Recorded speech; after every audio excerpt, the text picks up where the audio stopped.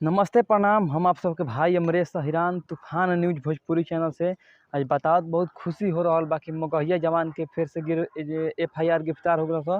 ठीक ना। जैसे बताओ, जैसे सोशल मीडिया पर वायरल हो रहा बा, अभी तक केहू से पता लगैनी है ना।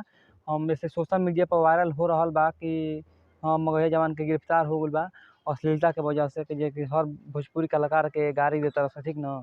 तो वह बतावल चाहत रही कि चलो एक वीडियो बना के अपन भाई सबके फैंस के बता दी।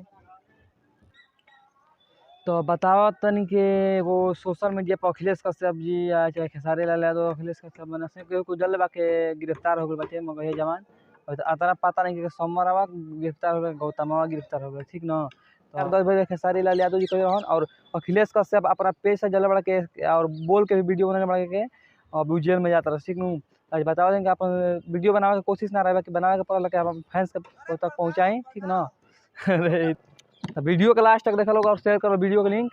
और टुनटुन यादव भी कुछ पेज पर डाले बना के मगहिया जवान के शेयर करे के बाद कुछ मैंने डाल के वीडियो बना के लिख के डाले बना कि भोजपुरी में अश्लीलता नहीं कर भोजपुरी में और अश्लीलता बढ़ावा तरफ देखिए गाड़ी देकर अश्लीलता बढ़ावा तरफ हम भी और अपना